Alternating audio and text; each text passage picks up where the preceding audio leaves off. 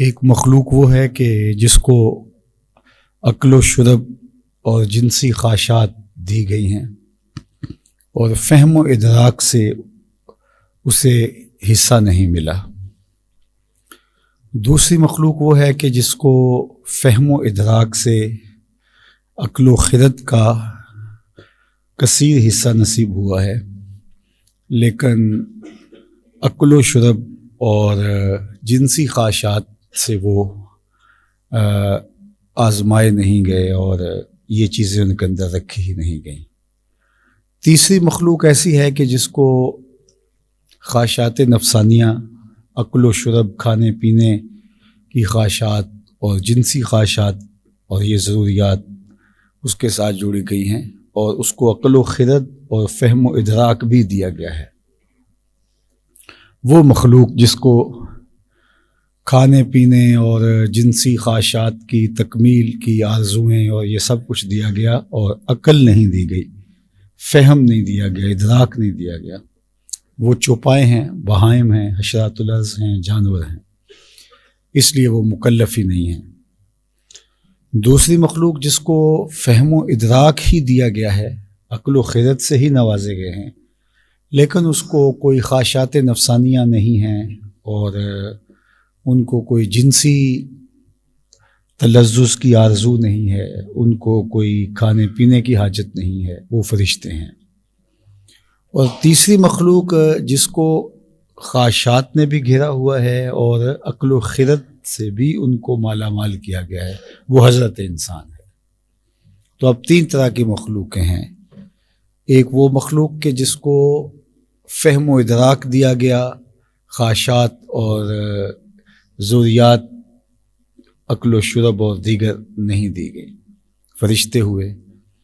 اب وہ اگر گناہ نہیں کرتے تو ان کے اندر وہ خواہش ہی نہیں رکھی گئی، اگر برائی کا ارتکاب نہیں کر پاتے تو ان کے اندر برائی کرنے کی آرزو ہی نہیں رکھی گئی، تو لہٰذا ان کا برائی نہ کرنا، گناہ نہ کرنا اور نیکی میں ہی ان کو لذت اور سرور نصیب ہونا، یہ ان کی حیت ہی ایسی ہے۔ تو گناہ سے بچنا کمال نہیں ہے ان کا، اس لیے کہ گناہ کرنے کی صلاحیت ہی نہیں ہے۔ اور دوسری مخلوق جو ان خواہشات سے جڑی ہوئی ہے لیکن ان کو عقل و فہم اور ادراک نہیں دیا گیا، تو وہ جانور ہیں، چوپائے ہیں، وہ کھانے پینے میں لگے رہتے ہیں اور اپنی جنسی خواہشات کی تکمیل کے لیے کوشاں رہتے ہیں، وہ آپس میں ایک دوسرے کے ساتھ لڑتے ہیں، درندے بھی ہیں، چیر پھاڑ بھی کرتے ہیں، سب کچھ ہوتا ہے، لیکن ان کی طرف کوئی پیغمبر نہیں آیا کہ باقاعدہ ان کی جنس سے کوئی ان کو سمجھائے اور ان کو ہدایت دی گئی ہو اور ان کو جو ہے وہ مکلف ٹھہرایا گیا ہو اور عقل کی وجہ سے وہ گرفت میں آئیں کہ تم نے یہ کیوں کیا، اور وہ بھی دوسرے کھاتے میں چلے گئے، اب انسان رہ گیا۔ تو اس کو دونوں، یہ دو پروں سے اڑتا ہے، خواہشات بھی اس کے ساتھ جڑی ہیں اور جو ہیں وہ اس کو عقل و فہم دیا گیا جس سے یہ جانتا ہے کہ یہ اچھائی ہے، یہ برائی ہے، اس کے اندر نفس بھی رکھا گیا ہے، روح بھی رکھی گئی ہے، اس کو خواہشات کی آزمائش میں بھی مبتلا کیا گیا ہے اور اس کو ملکی صفات سے بھی مالا مال کیا گیا ہے۔ اب یہ اگر عقل و خرد، فہم و ادراک، ہدایت سے کام لیتا ہے جو اللہ نے اس کو عطا کی ہے، تو یہ فرشتوں سے بھی افضل قرار پاتا ہے۔ اور اگر یہ انسان عقل و فہم و ادراک کو چھٹی دے دیتا ہے اور یہ سب کچھ ہونے کے باوجود یہ بس اپنی خواہشات کی تکمیل میں جت جاتا ہے، تو یہ چوپایوں سے بھی بدتر ہے۔ اولئک کالانعام بل ہم اضل۔ تو اگر یہ کچھ گناہ بھی کرتا ہے اور کچھ نیکیاں بھی کرتا ہے تو یہ اس طرح زندگی گزار رہا ہوتا ہے، تو اگر اس کا انجام بخیر ہو گیا توبہ کے ساتھ مرا، رجوع اللہ کر لیا، تو اس کے گناہ دنیا پہ بھی معاف ہو سکتے ہیں یا آخرت میں سزاؤں کے بعد یہ سرخرو ہو جائے گا۔ لیکن اگر اس نے مکمل زندگی اللہ کی نافرمانی میں گزاری اور توبہ کیے بغیر مر گیا اور اسلام کا نور نہ پا سکا، تو پھر یہ بدترین وجود ہے۔ اللہ نے ہمیں کیسی جگہ پہ کھڑا کر دیا ہے، اور فہم و ادراک دے کر، عقل و خرد دے کر، اچھا ہمارے ساتھ دنیا بھی جوڑی ہے، ہمارے ساتھ دین بھی جوڑا ہے، اور اس کو متوازن لے کے چلنا ہی انسانی زندگی کا کمال ہے۔ بعض اوقات ایسا ہوتا ہے کہ کچھ لوگ توازن برقرار نہیں رکھ پاتے دونوں طرف۔ ایک وہ طبقہ ہے جو دنیاوی معاملے میں اتنا الجھ جاتا ہے کہ وہ دین کو اپنی اس طرح ضرورت ہی نہیں سمجھتا، اور دین اس کے نزدیک ثانوی حیثیت ہوتا ہے۔ جو کافر ہیں، بے دین ہیں، جو اللہ کو نہیں مانتے، وجود باری کے منکر ہیں، ملحد ہیں، میں ان کی بات نہیں کر رہا۔ یہ عمومی طور پہ میں جو ہمارا اسلامی معاشرہ اس کے اندر، تو ایک طبقہ ایسا ہے کہ جو دنیا کے اندر ایسا کھو جاتا ہے، ایسا منہمک ہو جاتا ہے کہ دین کو عملاً ترک کر دیتا ہے، رویتاً ترک کر دیتا ہے۔ اس کی زندگی ایک مومن والی زندگی نہیں ہوتی، اس کی وہ ایک پیسے کمانے والی مشین بن جاتا ہے، اور خواہشات کی تکمیل کے لیے اور اپنی سفلی لذات کے حصول کے لیے دن رات کوشاں رہتا ہے۔ اس کی ترجیح یہ ہوتی ہے۔ اور ایک طبقہ ایسا ہے کہ جو دین کو اس طرح اختیار کرتا ہے کہ دنیا ترک کر دیتا ہے، ترک دنیا اختیار کر لیتا ہے، کوہ و غار کی زندگی اختیار کر لیتا ہے، اور اس قدر وہ آگے چلا جاتا ہے کہ وہ بیوی بچوں کے حقوق کو بھی پورا نہیں کرتا۔ بہت ایسے لوگ بھی ہیں کہ جو اس چکر میں ہی نہیں پڑتے۔ تو یہ دونوں انتہائیں ہیں۔ ہمارے دین نے ہمیں بھرپور معاشرتی زندگی بسر کرنے کی تلقین کی ہے، اور اس زندگی کے اندر شریعت بیضاء کے مطابق اپنے آپ کو ڈھال کر کے لوگوں کے سامنے عملاً پیش کرنا، تاکہ معاشرے میں خیر کے رواج فروغ پذیر پائیں۔ اگرچہ مومن کی ترجیح آخرت ہے، مومن کی ترجیح دنیا نہیں ہے، لیکن دنیا کو ترک کرنے سے منع کیا۔ دوسرے لفظوں میں، سادہ لفظوں میں یہ آپ کہہ سکتے ہیں کہ دنیا کو ترک کرنے سے بھی روکا ہے اور دنیا میں غرق ہونے سے بھی روکا ہے۔ نہ ترک دنیا اور نہ غرق دنیا، تو ترک سے بھی منع کر دیا اور غرق سے بھی منع کر دیا۔ میں اس کے لیے آپ کے سامنے حضور علیہ السلام کا ایک فرمان رکھنا چاہتا ہوں کہ آقا کریم علیہ السلام ایک دن ایک صحابی کو دیکھا، وہ سخت کمزور تھے، بلکہ حدیث پاک میں اس کی کمزوری کو بیان کرنے کے لیے جو لفظ استعمال کیا گیا وہ یہ ہے کہ چوزے کی طرح کمزور تھے، مطلب بہت کمزور تھے۔ تو جب اس کو حضور علیہ السلام نے دیکھا تو فرمایا کہ تو نے یہ کیا حالت بنا رکھی ہے، تو نے اللہ سے کوئی دعا تو نہیں مانگی تھی؟ اس نے کہا جی میں نے اللہ سے ایک دعا مانگی تھی اور شاید وہ پوری ہو گئی۔ کیا دعا مانگی تھی؟ اس نے کہا میں نے یہ دعا مانگی تھی کہ اللہ آخرت کے حصے کے دکھ بھی دنیا میں بھیج دے اور میری آخرت صاف ہو جائے۔ تو شاید وہ دعا قبول ہو گئی اور مجھے طرح طرح کے مصائب، آلام، پریشانیاں، بیماریاں، دکھ، اذیتیں، اپنوں اور بیگانوں کی طرف سے پہنچائی جانے والی تکلیفیں انہوں نے توڑ کے رکھ دیا، اور میری وہ حالت ہے جو آپ دیکھ رہے ہیں۔ تو بظاہر تو اس نے اپنی آخرت بچا لی اور دنیا جیسے تیسے بھی گزر جائے گی، لیکن حضور علیہ السلام نے اس بات پر اس کو داد و تحسین سے نہیں نوازا، بلکہ اسے فرمایا کہ تو نے یہ کیوں کہا کہ آخرت کے حصے کے دکھ دنیا پہ آ جائیں؟ تو نے یہ کیوں نہیں کہا ربنا آتنا فی الدنیا حسنۃ وفی الآخرۃ حسنہ، اے اللہ مجھے دنیا میں بھی بہتریاں دے دے، مجھے آخرت میں بھی بہتریاں دے دے۔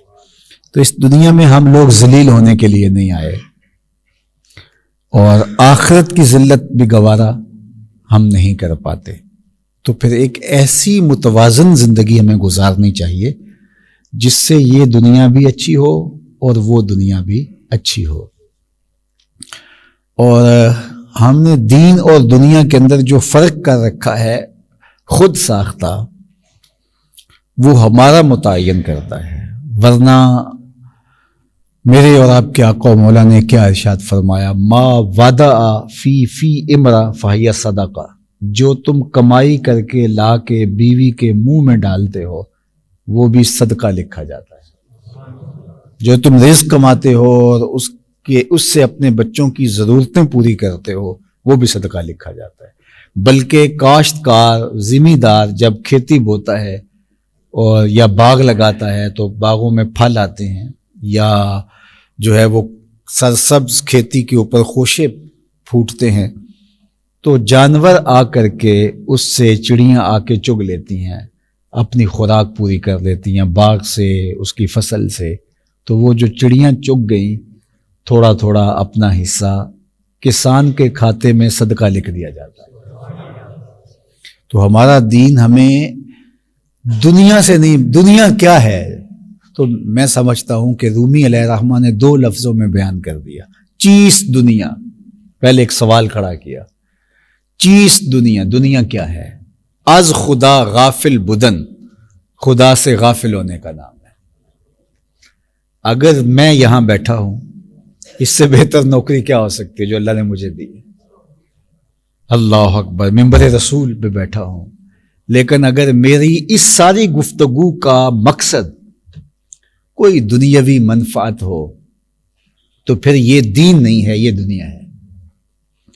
اور اگر ایک شخص دکان پہ بیٹھا ہے اور اس کا مقصد اپنے بچوں کو رزق حلال دینا اور اس لیے رزق کمانا کہ میں سوال کی ذلت سے بچ جاؤں، میری ضرورت سے زیادہ ہو تو معاشرے کے ان لوگوں تک پہنچاؤں جو کسی وجہ سے کما نہیں سکتے، ان نیات کے حصول کے ساتھ وہ رزق حلال کماتا ہے تو اس کا یہ کمانا بھی دین بن جاتا ہے، وہ دنیا نہیں رہتی. التاجر الصدوق الامین مع النبیین یوم القیامہ، سچا تاجر قیامت کے دن پیغمبروں کے ساتھ اٹھایا جائے. کتنی بڑی بات ہے. القاسب و حبیب اللہ، جو شخص کسب کرتا ہے، کمائی کرتا ہے، تو اس کے ہاتھ میں چھالے پڑ جاتے ہیں، چنڈیاں آ جاتی ہیں، تھکن سے جو ہے وہ چور ہو جاتا ہے، تو اس کے لیے اعزاز کیا دیا، کتنا بڑا اعزاز. القاسب و حبیب اللہ، وہ اللہ کا حبیب ہے. حضور نے فرمایا انا حبیب اللہ، میں اللہ کا حبیب ہوں. کتنا بڑا اعزاز ہے حضور کا. اس کا حصہ اس مزدور کو بھی ملا، اس کام کرنے کے والے کو بھی ملا. القاسب و حبیب اللہ، وہ بھی اللہ کا حبیب ٹھہرا. کتنا بڑا اعزاز اس کو نصیب کر دیا گیا. تو پھر دنیا کیا ہوئی؟ خدا سے غافل ہونا. تو وہ غافل چاہے یہاں بیٹھ کے ہو چاہے وہاں بیٹھ کے ہو. تو نیت کے فرق سے دنیا بنتی ہے اور دین بنتا ہے. چور اور چوکیدار دونوں جاگتے ہیں، لیکن ایک کا جاگنا عبادت ہوتا ہے اور ایک کا جاگنا معصیت ہوتا ہے. جاگتا ہے دزد بھی مثل نگہباں رات بھر، ہو اگر نیت بری تو سب عمل بیکار ہے. تو نیت سے دنیا بنتی ہے، نیت سے دین بنتا ہے. اور یہ دین کا ثلث ہے، انما الاعمال بالنیات. علماء نے کہا دین کا تیسرا حصہ صرف یہ حدیث ہے کہ اعمال کا دار و مدار نیات پہ ہے. تو نیت اگر درست کر لی گئی تو پھر بلکہ مجتہد تو اجتہاد میں غلطی بھی کر لے تو نیت کی صحت کی وجہ سے اس کو اس کا بھی ثواب ملے گا. بدر میں جو لوگ شریک نہیں ہوئے لیکن نیت کر کے گھر سے چل پڑے تھے، حضور نے واپس موڑ دیے تھے، لیکن مال غنیمت میں ان کو بھی حصہ ملا. 313 کی تعداد پوری تب ہوتی ہے جب ان کو شامل کریں. نیت کی وجہ سے وہ شرکاء میں شامل ہوئے. تو اس لیے ہمارا دین ہمیں ایک متوازن زندگی گزارنے کی تلقین کرتا ہے، جس میں ہم اپنے ہمسایوں کے حقوق ادا کریں، جس میں ہم اپنے دوستوں کے حقوق ادا کریں، اپنے والدین کے حقوق ادا کریں، اپنے نفس کے حقوق ادا کریں، اور رزق حلال، رزق طیب اور پاکیزہ رزق کما کر کے جو ہے وہ اپنے بچوں کا پیٹ پالے اور ان کی ضروریات کو پورا کرے. 3 نیتیں ہیں رزق کے کمانے کی جو میں عرض کر چکا. سب سے پہلے اپنے آپ کو سوال سے بچانا. دوسری نیت اپنے زیر کفالت لوگوں کی ضرورت کو پورا کرنا. اور تیسری نیت کہ اللہ مجھے میری ضرورت سے زیادہ عطا کر دے. تو میں اپنے ذمے کوئی چیز لے لیتا ہے, نیت میں رکھ دیتا ہے یا کھلی نیت کرتا ہے کہ میں معاشرے کے ان لوگوں کی مدد کروں گا جو کسی وجہ سے کما نہیں سکتے. اپاہج ہیں, غربا ہیں, مساکین ہیں, مدارس کا نظم و نسق ہے, مساجد کا قیام ہے, ان کا نظم و نسق ہے. وہ کہتا ہے کہ میں اس لیے اتنی زیادہ محنت کر رہا ہوں کہ اس سے میں اپنا پیٹ پالوں گا, اپنے بچوں کی ضرورت کو پورا کروں گا, اور اس کے علاوہ بھی کام کر رہا ہوں, میں یہ کام بھی اپنے ذمہ لیا ہوا ہے. تو پھر اس کا یہ سب دین بن جاتا ہے. جس طرح ایک نمازی چل کے مسجد میں آتا ہے اور قدم قدم پہ اس کو نیکی ملتی ہے, وہ جب کاروبار کے ٹھیے پہ جا رہا ہوتا ہے اس کو بھی قدم قدم پہ نیکی ملتی ہے. نیت کی خوبصورتی کی وجہ سے. ایک عالم دین جو ہے وہ جب پڑھتا ہے, پڑھاتا ہے اور جو ہے وہ محنت کرتا ہے تو اس کا دماغ تھک جاتا ہے شدید محنت سے. تو وہ بھی جب دفتر میں بیٹھ کے کاروباری پیچیدگیوں کو سہتا ہے, مسائل کا سامنا کرتا ہے, تو اس کو بھی تھکن ہوتی ہے. تو جس طرح ایک عالم دین کو تھکن کا ثواب ملتا ہے, اس لیول کا تو نہیں, لیکن جو ہے وہ اس کو بھی ثواب اسی طرح تھکن کا ملے گا, اس لیے کہ وہ نیت کے استحضار کے ساتھ رزق حلال کما رہا ہے. اور وہ نیتیں 3 ہیں, چوتھی نیت اس کے ساتھ جڑی نہیں. اگر چوتھی نیت آ گئی کہ عیش و عشرت کروں گا تو بربادی ہے. یہ نیت آ گئی کہ میں کسی پہ تفاخر کر سکوں, خاندان برادری پر, اور یہ ساری نیتیں جس طرح کی نیت ساتھ جڑے گی اس کے وبال اس کے ساتھ اتریں گے اس کاروبار میں.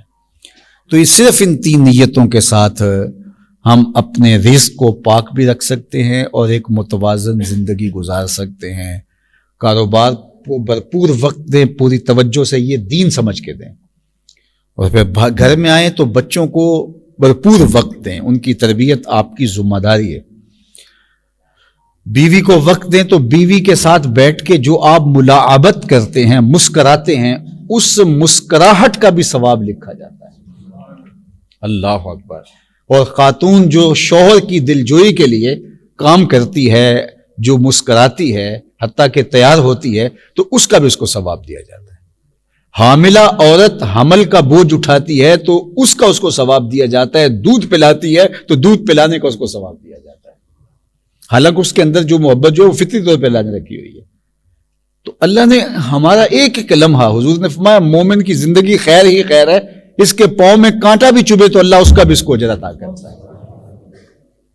تو ایک کانٹا چبھنے سے تکلیف ہوتی ہے, تو جو ہم مصائب اٹھا رہے ہیں, تکلیفیں اٹھا رہے ہیں, اذیتوں سے گزر رہے ہیں, تو ان کا ہمیں ثواب ملتا ہے. میرا یہ مطلب نہیں ہے کہ ان تکلیفوں کو مانگنا چاہیے, آ جائے تو صبر کرنا چاہیے. حضور ہمیں صلی اللہ العافیہ, اللہ سے کبھی تکلیف نہ مانگو, کبھی معاشی بدحالی نہ مانگو, کبھی غربت نہ مانگو, کبھی بیماری نہ مانگو, کبھی جنگ نہ مانگو. یہاں تک فرمایا, جنگ بھی نہ مانگو, لڑائی بھی نہ مانگو. لیکن اگر تمہارے اوپر یہ چیزیں آ جائیں, بیماری آ جائے, جنگ مسلط کر دی جائے, غربت آ جائے, تو فرمایا پھر استقامت کے ساتھ جو ہے وہ کھڑے رہو, صبر کرو, حوصلے کے ساتھ کھڑے رہو. جہاں مقابلے کی نوبت آئے مقابلہ کرو. تو اللہ سے ہمیشہ عافیت مانگو تمام امور میں, صحت میں, کاروبار میں, رزق میں. اللہ سے مانگو, اللہ رزق حلال, رزق وسیع, رزق سہل, رزق مبارک اور رزق فراواں عطا کر دے. تو اگر وہ عطا کر دے تو اس کا شکر ادا کرو, اس مال کا حق دو. اور اگر نہیں ہے تو جس حالت میں وہ تمہیں رکھتا ہے اس حالت میں اللہ کا شکر ادا کرو. اور اگر وہ عطا کر دیتا ہے, اللہ اکبر. ایک روایت میں آتا ہے کہ اگر کسی شخص کے پاس, میری امت کے کسی شخص کے پاس ہے, لو ان الدنیا کلہ بحذافی رہا, اگر دنیا اپنے سارے ساز و سامان کے ساتھ ایک شخص کے بید رجل من امتی, میری امت کے کسی ایک شخص کے ہاتھ میں آ جائے, یعنی دنیا کی ہر دولت, ہر ثروت, ہر اختیار, ایسا ممکن تو نہیں ہے عملاً, لیکن اگر فرض کرو اللہ کسی بندے کو دنیا کی ساری نعمتیں عطا کر دے اور ساری چیزیں اس کے ہاتھ میں آ جائیں اور وہ کہے الحمدللہ, تو فرمایا الحمدللہ کا وزن اس سے بھی زیادہ ہے. کیا کرم نوازی ہے.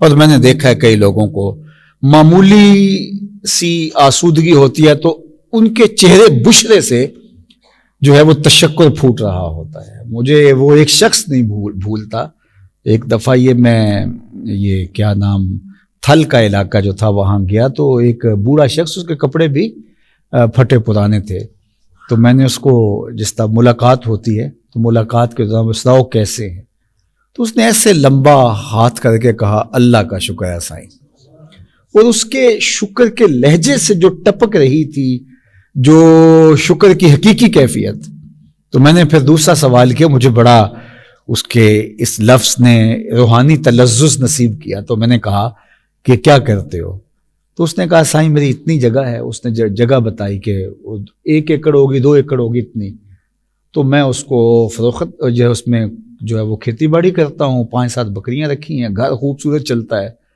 اور اس جگہ سے ہی میں نے 1 کنال جگہ جو ہے وہ الگ کر کے تو جو پیسے بچاتا ہوں وہ تھوڑے تھوڑے لگاتا رہتا ہوں، وہاں میں مسجد بنا رہا ہوں۔ میں نے کہا یار کمال ہے، میں نے کہا ہمارا تو ایسے لوگوں سے بھی پالا پڑتا ہے، جب ان سے کہیں کہ یار کوئی اللہ کی راہ میں دیجئے، آج کل حالات ایسے ہیں، تو وہ ہمیں چہرہ دیکھ کے کہنے لگ جاتے ہیں وہ آج کل دعا کیجئے بڑے مشکل مسئلے ہیں۔ تو میں نے کہا کہ یار تیرا یہ جذبہ، تو وہ مجھے مدتیں ہو گئی کبھی فراموش نہیں ہوا شاید۔ تو کئی لوگ جو ہیں وہ بالکل غریب بھی ہوتے ہیں، ان سے کہیں سناؤ کیا، تو الحمدللہ، الحمدللہ کے لہجے سے جو ٹپکتا ہوا تشکر ہے وہ اندر کھپ جاتا ہے۔ اور کئی لوگوں کو پوچھے سناؤ، وہ کہتے ہیں بس چل رہی، بس چل ہی رہے ہیں۔ اللہ اکبر۔ تو فرمایا کہ اگر دنیا تمام دولتوں کے ساتھ، تمام اپنی جو ہے وہ رعنائیوں کے ساتھ اگر کسی شخص کے ہاتھ میں آ جائے، اور بید رجل من امتی، میری امت کے کسی فرد کے پاس آ جائے، اور دوسری جانب فرمایا کہ وہ اس کے جواب میں کہ الحمدللہ، اللہ اکبر، تو فرمایا یہ سب سے افضل ہے۔ تو اللہ ہمیں، یہ مشکل حالات ہیں، یقیناً ان مشکل حالات میں ہم اگر دیکھیں تو یقین جانیے گا، مجھے پرسوں ترسوں کسی نے بتایا کہ ایک صاحب نے، میرے خیال میں کہ وہ اچھی ہی زندگی گزار رہے تھے، لیکن ان 4-6 ماہ سے حالات نے ایسا توڑ کے رکھ دیا، انہوں نے پچھلے ماہ اپنی ایک بکری بیچ کے اپنا بل ادا کیا، تو اگلے ماہ دوسری بکری بیچ لیں گے، 3 ان کے پاس بکریاں، تو چوتھے ماہ کیا کریں گے؟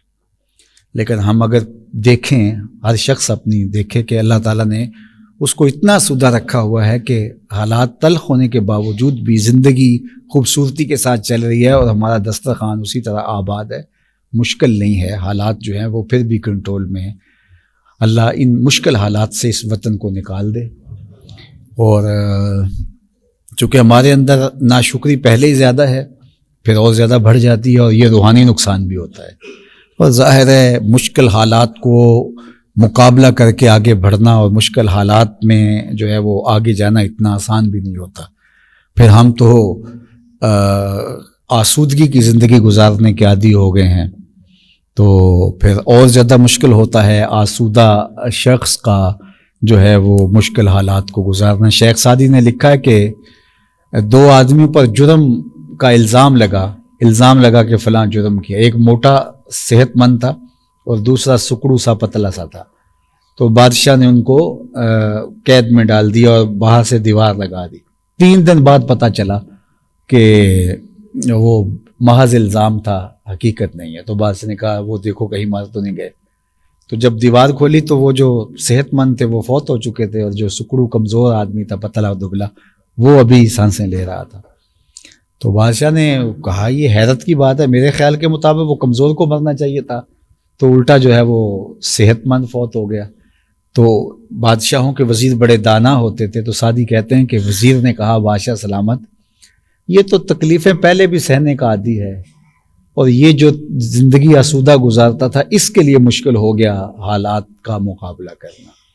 تو اللہ تعالیٰ اس برے وقت سے میں بچائے۔ آسودہ لوگوں کے لیے زیادہ مشکل ہوتا ہے، باقی غریب آدمی بھی اس وقت جو ہے وہ بڑی، اس کی نبض بڑی مشکل چل رہی ہے جس طرح کے حالات ہیں، تو اپنے ماتحت آپ کے ملازمین ہیں، آپ کے رشتہ داروں میں جو غریب ہیں، اس طرح ہر شعبہ کے اندر آپ ضرور دیکھیے گا، اور جہاں تک ممکن ہوگا، میں تو ابھی بتا رہا تھا سب کو کہ ادارہ میں کبھی ہمیں اتنی پریشانی کبھی نہیں آئی تھی جس مشکل سے ہم اس دور میں گزر رہے ہیں۔